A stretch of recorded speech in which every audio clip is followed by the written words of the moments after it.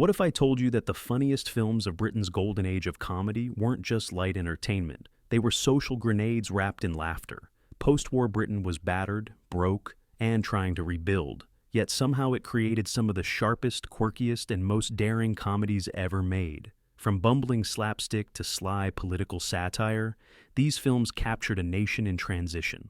But which ones still shine today? And which classics push the limits of humor in ways you might not expect? Let's find out. The Happiest Days of Your Life, 1950. Imagine two schools, one for boys and one for girls, accidentally crammed together under one roof. Chaos, right? That's exactly the delightful disaster fueling the happiest days of your life. Directed by Frank Launder, this comedy set the stage for Britain's post-war humor, fast-paced, character-driven, and tinged with the idea that order could unravel in an instant. Margaret Rutherford and Alastair Sim, two titans of British comedy, carry the film with impeccable timing. Rutherford's jittery headmistress clashes hilariously with Sim's pompous headmaster as they struggle to maintain discipline, while students and teachers alike run amok. What makes it so memorable is its cultural moment. Britain was just coming out of wartime austerity, and audiences craved laughter that poked fun at authority while reflecting real tensions. Schools were overcrowded, traditions were changing, and the film slyly mirrored the cracks forming in rigid British institutions. This wasn't just slapstick, it was satire dressed in school uniforms. The movie's box office success proved there was a hunger for comedies that mocked outdated systems. In many ways, it paved the way for The Saint, Trinian's series, which doubled down on the theme of rebellious students and exasperated teachers. The Happiest Days of Your Life isn't just funny. It's a time capsule of Britain shaking off the dust of war and learning to laugh at itself again. The Lavender Hill Mob, 1951. You think Ocean's 11 was slick? Long before Hollywood gave us glitzy casino heists, Britain had The Lavender Hill Mob, a comedy caper so clever it practically wrote the rulebook. Alec Guinness stars as Henry Holland, a mild-mannered bank clerk who decides he's had enough of playing by the rules. His scheme? Smuggle stolen gold bullion to France by disguising it as Eiffel Tower souvenirs. Genius or madness? That's the beauty of this film. Directed by Charles Crichton for Ealing Studios, The Lavender Hill Mob embodies everything that made British comedies of the era sparkle. Understatement, wit, and the art of making crime look charming. Guinness, later famed as Obi-Wan Kenobi, delivers one of his finest performances as the unlikely mastermind. He's joined by Stanley Holloway and a young Audrey Hepburn in a blink-and-you'll-miss-it cameo, adding to the film's legendary status. This wasn't just a laugh fest, it was commentary on post-war Britain's economic frustrations. The idea of a meek clerk turning to crime to escape monotony struck a chord with audiences. And it wasn't just local success. The film won an Academy Award for Best Screenplay and made Guinness an international star. The film's influence rippled through decades of heist comedies, showing that crime could be smart, stylish, and hysterically funny, without losing its distinctly British flavor. The Lavender Hill Mob didn't just make audiences laugh, it made them root for the underdog in a pinstripe suit, proving that sometimes the quietest man in the office is plotting the loudest joke of all. The Man in the White Suit, 1951. What happens when science outsmarts society? The Man in the White Suit tackles that question with razor-sharp humor. Alec Guinness plays Sidney Stratton, a meek chemist who invents an indestructible fabric that never wears out or gets dirty. Sounds like a miracle, right? Wrong. The textile industry and labor unions both panic, because if clothes last forever, who's going to buy new ones? This is Ealing comedy at its sharpest, taking a sci-fi premise and turning it into biting satire about capitalism, innovation, and the fear of progress. Guinness, with his wide-eyed innocence, is perfect as the genius who naively thinks everyone will celebrate his discovery. Instead, he finds himself chased by factory owners and workers alike, both desperate to protect their livelihoods. Released at a time when Britain was rebuilding its economy, the film resonated deeply. It wasn't just about fabric, it was about the tension between tradition and modernization, between personal brilliance and collective survival. Director Alexander McKendrick wraps this all in visual gags, witty dialogue, and the unforgettable image of Guinness glowing in his luminous white suit. The legacy of this film is huge. It remains one of the boldest examples of comedy being used to critique society without ever losing its entertainment value. The man in the white suit reminds us that the funniest ideas are often the most dangerous, and that sometimes the joke cuts so close to the truth that people stop laughing and start sweating. The Maggie, 1954.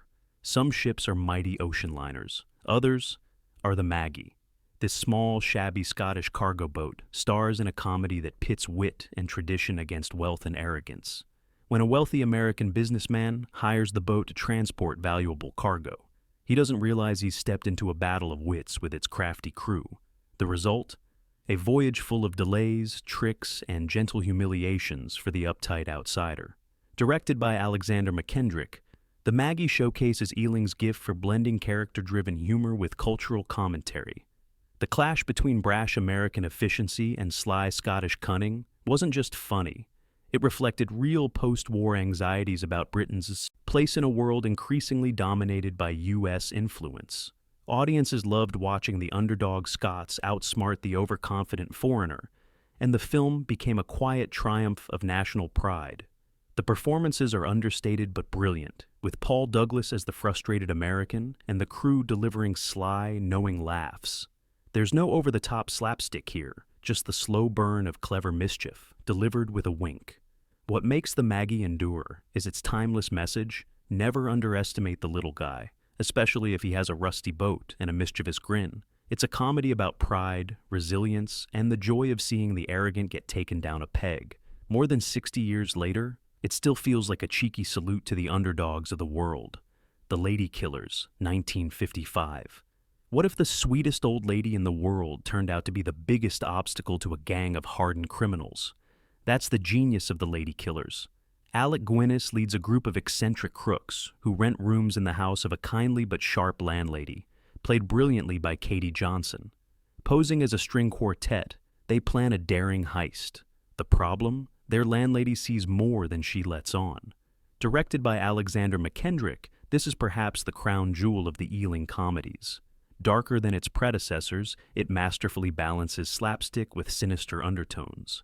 Guinness is unrecognizable as the creepy, bug-eyed ringleader, while Peter Sellers and Herbert Lom add to the quirky gang of misfits. The comedy isn't just in the bungling crime, it's in watching these supposedly tough criminals unravel when faced with an unshakable old woman who won't be intimidated. What made the film groundbreaking was its willingness to push comedy into darker, stranger territory. Released in the mid-50s, when British audiences were still adjusting to post-war modernity, it was both daring and refreshing. Critics loved its originality, and it became one of Ealing's most celebrated works, influencing countless black comedies afterward. Even today, The Lady Killers stands out as a near-perfect blend of wit, tension, and unforgettable characters. It reminds us that in comedy, the smallest figures, like a sweet old landlady with a teapot, can deliver the biggest punchlines. Private's Progress, 1956. Military service has rarely looked as ridiculous as it does in Private's Progress. Directed by John and Roy Bolting, this satire throws a sharp jab at Britain's post-war military establishment. The story follows Stanley Windrush, played by Ian Carmichael, a well-meaning but hopelessly clumsy recruit. From botched drills to baffling bureaucracy, Windrush's journey is a parade of mishaps that exposes the absurdities of army life. What made this film so striking wasn't just the slapstick humor, it was the biting edge beneath it. Britain was barely a decade out from the Second World War, and compulsory national service was still in force. Soldiers who had actually fought were sitting in cinemas, laughing at scenes that mirrored their own frustrations. The Boltings weren't afraid to point out that behind the stiff upper lip, the military could be just as inefficient, self-serving, and downright silly as any other institution. The film also marked the beginning of a recurring character arc. Carmichael's Stanley Windrush would return in I Am All Right, Jack, creating one of the most memorable satirical duos in British cinema, alongside Peter Sellers. Critics praised its boldness, while audiences found relief in laughing at the system that many had endured themselves. At its core, Private's Progress is more than a comedy about bungling recruits. It's a sly, fearless dismantling of national myths. It takes the grandeur of military tradition and reduces it to the comic sight of men marching in circles, proving that sometimes the most dangerous weapon is laughter itself. Lucky Jim, 1957. If you've ever sat through a pompous lecture and fantasized about mocking every word, Lucky Jim is your spirit animal. Based on Kingsley Amis's razor-sharp novel, this comedy brings to life Jim Dixon, a weary university lecturer played by Ian Carmichael, who navigates academia with equal parts resentment and wit. The story skewers the pretentiousness of university life, from self-important professors to endless cups of terrible tea. Released in the late 1950s, the film tapped into a cultural moment when Britain was rethinking its rigid class structures. Universities were opening up to broader sections of society, but the institutions themselves remained mired in tradition and arrogance. Dixon's irreverent humor, his eye-rolling disdain for authority, and his eventual small triumph against the system struck a chord with audiences ready to laugh at the so-called intellectual elite.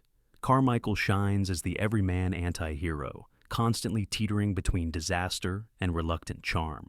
His performance anchors the film in relatable frustration, making Jim Dixon a kind of working-class champion in an academic world that wanted to shut him out. The film's impact goes beyond the laughs. It set a template for British comedy's fascination with mocking authority, particularly pompous authority. Lucky Jim may not be as flashy as other titles on this list, but its legacy lies in giving audiences permission to laugh at the people who claim to know better. Sometimes, the smartest comedy is the one that simply calls out nonsense when it sees it. Barnacle Bill, 1957. Can one eccentric man claim a seaside pier as his personal naval command? In Barnacle Bill, Alec Guinness makes you believe it's not only possible, but hilariously inevitable. Directed by Charles Friend, this comedy follows a retired naval officer who takes over a rundown amusement pier and insists on running it like a ship. Orders are barked, inspections are carried out, and bewildered. Employees are treated like sailors under strict command. The genius here lies in Guinness's performance. Known for his versatility, he brings a mix of pompous authority and endearing stubbornness to the role. Watching him stride around a pier with military precision, oblivious to how ridiculous he looks, is the heart of the comedy. Yet, beneath the laughs, there's a poignant note. Britain itself was struggling to adjust to a post-war world where old hierarchies no longer held the same weight. This film was one of the last produced by Ealing Studios, marking the end of an era. It carried the studio's trademark blend of eccentric characters, small community settings, and satire of British traditions. Critics recognized it as a fitting farewell to Ealing's golden run, and audiences embraced it as a charming piece of seaside whimsy. What Barnacle Bill proves is that comedy doesn't need explosions or chases to make its point. Sometimes all it takes is a man in a captain's hat, a decaying pier, and a refusal to let go of the past. It's a love letter to stubbornness, eccentricity, and the idea that even the silliest dreams deserve a salute. The Square Peg, 1958. Norman Wisdom wasn't just a comedian, he was a phenomenon. The Square Peg stands as one of his greatest hits, showcasing his signature blend of slapstick, innocence, and working-class charm. The plot? Wisdom plays Norman Pitkin, a bumbling road worker who ends up conscripted into the army.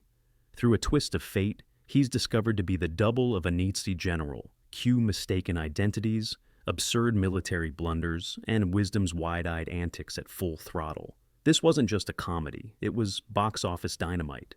Post-war audiences adored Wisdom's portrayal of the little man, constantly out of his depth, but somehow muddling through. His physical comedy was second to none. Pratfalls, exaggerated reactions, and a kind of clownish resilience that made him beloved not only in Britain, but internationally, especially in places like Albania, where his films gained cult status. What makes The Square Peg special is its balance of humor and context. Released only 13 years after World War II ended, it dared to poke fun at military seriousness, and even German officers, turning recent history into a playground for comedy. That was a bold move, but Wisdom's charm made it palatable. The film cemented Norman Wisdom as Britain's answer to Chaplin or Jerry Lewis, a homegrown star whose humor spoke to the underdog spirit. The square peg may seem silly on the surface, but underneath, it's about survival, resilience, and the belief that even the clumsiest man can outwit the mightiest army. I'm All Right, Jack, 1959. Take one bumbling everyman, add a corrupt business world, stir in a dose of labor unrest, and you've got I'm All Right, Jack, a comedy so sharp it still stings decades later. Directed by the Bolting brothers, this film follows Stanley Windrush as he navigates the cutthroat world of post-war British industry. What starts as a simple attempt to find a job spirals into a battle between greedy businessmen, opportunistic union leaders, and one very confused worker. The standout performance belongs to Peter Sellers as Fred Kite, a militant shop steward whose fiery speeches and obsessive commitment to the cause are as funny as they are frightening. Sellers won a BAFTA for the role, and it remains one of his most iconic early performances. His portrayal was so memorable that Fred Kite became shorthand for a certain kind of union zealot in Britain. What makes this film brilliant is its refusal to take sides. It skewers everyone, management, workers, politicians, revealing the hypocrisy and self-interest driving them all. At a time when labor relations were a hot-button issue, I'm All Right. Jack dared to laugh at the sacred cows of both capitalism and socialism. The result was not just a hit, but a cultural talking point. Critics hailed it as one of the sharpest satires of its time, and audiences recognized themselves in its exaggerated but uncomfortably real characters. I am all right. Jack proves that comedy is at its best when it bites. It doesn't just make you laugh, it makes you squirm, nod, and wonder if maybe the joke's on you too. Two-way stretch, 1960. Picture this. A group of inmates planning a heist, while still behind bars. That's the ingenious premise of Two-Way Stretch, a prison comedy starring Peter Sellers at his slippery best. Sellers plays Dodger Lane, a career criminal who, along with his cellmates, concocts the perfect scheme to commit a jewel robbery, while technically still locked up. The plan is foolproof until a by-the-book new warden, played by Lionel Jeffries, shows up to ruin everything. The brilliance of this film lies in its setup. By reversing the usual prison break formula, it creates endless opportunities for humor. Sellers is magnetic, oozing charm and sly intelligence as he manipulates guards, fools the system, and keeps his fellow inmates in line. Jeffries, meanwhile, is a force of nature as the rigid warden, his booming voice and rigid mannerisms turning every encounter into comedic gold. Released at the dawn of the 1960s, Two-Way Stretch reflected Britain's growing appetite for cheeky, rebellious humor. Audiences loved watching crooks outsmart authority, and the film's mix of clever dialogue and situational comedy made it a box office winner. Its influence lingers in every modern heist comedy that treats crime as a playground rather than a tragedy. What makes it endure is the sheer fun of its performances. Sellers and Jeffries are perfectly matched, a comic tug-of-war that keeps you grinning long after the credits roll. Two-Way Stretch reminds us that sometimes the best way to escape prison is simply to laugh your way through it. The Rebel, 1961. What happens when an office drone decides he's destined to be the next great artist? Chaos, ridicule, and Tony Hancock in one of his finest performances. The Rebel follows Hancock as he abandons his safe London life to pursue painting in Paris. The twist? He has no talent whatsoever. Convinced of his own genius, he churns out laughably bad modern art that, to his surprise, gains admiration from pretentious critics. This film is a biting satire of both artistic pretension and the desperation to be seen as original. Hancock, a legendary figure in British comedy thanks to his radio and TV work, brings his unique blend of self-delusion and vulnerability to the role. Watching him strut through galleries, pontificate on his vision, and bask in unearned praise is as funny as it is uncomfortably real. Released in the early 1960s, The Rebel tapped into a cultural moment when Britain was starting to embrace avant-garde art and pop culture, but the film cut through the hype, suggesting that much of it was smoke and mirrors. It resonated with audiences who were skeptical of serious modern art and delighted in seeing its absurdities laid bare. The legacy of The Rebel lies in its courage to skewer high culture with low comedy. It gave viewers permission to laugh at the art world's nonsense, while also sympathizing with the little man, trying desperately to be more than ordinary. Hancock may have been a failure in Paris, but in comedy, he was a masterpiece. Carry On Cleo, 1964. If you think British humor is all stiff upper lips and subtle irony, the Carry On films will prove you wrong. Carry On Cleo, arguably the best of the long-running franchise, takes aim at the Hollywood epic and hits every target. Released just a year after the bloated Cleopatra starring Elizabeth Taylor, this film gleefully parodied everything from toga-clad seductions to lavish battle scenes, all with a cheeky British twist. Sid James as Mark Antony, Kenneth Williams as Julius Caesar, and Amanda Berry as Cleopatra deliver performances that are as ridiculous as they are unforgettable. Williams's delivery of "infamy, infamy, they've all got it in for me," became one of the most quoted lines in British comedy history. What set Carry On Cleo apart was its willingness to be unapologetically silly. While other comedies of the era leaned on satire or subtle wit, this film embraced innuendo, slapstick, and farce with open arms. And audiences adored it. It became a runaway success and remains one of the most beloved entries in the Carry On canon. But beneath the bawdy jokes and absurd costumes, Carry On Cleo also reflected Britain's confidence in mocking Hollywood excess. It was a low-budget underdog thumbing its nose at big-budget glamour and winning. The film endures as proof that sometimes laughter doesn't need refinement. It just needs a toga, a wink, and a perfectly timed punchline. Those magnificent men in their flying machines, 1965. How do you make a comedy out of aviation history? You fill the skies with eccentric characters, slapstick disasters, and a race that pits national stereotypes against one another. Those magnificent men in their flying machines is a sprawling ensemble comedy about an early 20th century air race from London to Paris, with an international cast that includes Terry Thomas, Sarah Miles, and Stuart Whitman.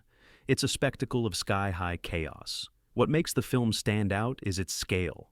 Unlike the intimate charm of Ealing Comedies, this was a widescreen, big-budget production designed to compete with Hollywood's epic comedies. The flying contraptions, many of them lovingly recreated or invented for the film, provide both thrilling visuals and endless opportunities for slapstick disaster. Terry Thomas, as the dastardly British officer Sir Percy Ware Armitage, steals every scene with his trademark sneer and impeccable comic timing. His bumbling attempts to sabotage his rivals are both pathetic and hilarious, making him one of the film's highlights. Released in 1965, it captured a moment when British cinema was aiming big, while still clinging to its comedic roots. Audiences loved the spectacle, critics admired its ambition, and it even received Oscar nominations for its technical achievements. More than just a comedy, it's a celebration of eccentricity, resilience, and the sheer joy of invention. Those magnificent men in their flying machines proved that British humor could soar as high as any Hollywood production, sometimes literally. The Wrong Box, 1966. Victorian inheritance schemes aren't usually a recipe for laughter, but The Wrong Box turns them into comic gold. This black comedy, adapted from a novel by Robert Louis Stevenson and his stepson, boasts a powerhouse cast. Michael Caine, Peter Sellers, John Mills, Ralph Richardson, and Dudley Moore in his film debut. The story revolves around a tontine, an investment scheme where the last surviving member collects the fortune. Naturally, chaos ensues as greedy relatives scheme, lie, and bumble their way toward the prize. What makes this film sparkle is its mix of dark humor and absurd farce. Sellers, as a senile doctor with bizarre mannerisms, delivers a performance so eccentric it almost steals the film. Meanwhile, Caine provides the straight man charm, anchoring the madness around him. The elaborate Victorian setting, complete with foggy streets and grand houses, only heightens the absurdity of the antics within. Released in 1966, The Wrong Box showed how British comedy was evolving. It wasn't just about poking fun at contemporary institutions anymore. It was about using history itself as a stage for farce. The film's combination of slapstick, wit, and macabre humor made it a standout in an era already crowded with great comedies. Though not as universally known as some titles on this list, The Wrong Box has grown in reputation as a hidden gem. It's proof that when you mix classic literature with British eccentricity and an all-star cast, you get a comedy that's as twisted as it is timeless. So, there you have it, 15 British comedies that didn't just make people laugh. They rewrote the rules of humor in the post-war era. From the sly wit of Ealing Studios to the outrageous antics of the Carry On gang, these films mirrored a nation trying to find joy in the rubble of change. Which of these classics do you think still holds up best today? Drop your thoughts in the comments, hit that subscribe button, and share this with someone who loves a good laugh. Because if there's one thing British cinema proved, it's that laughter can carry a country through anything.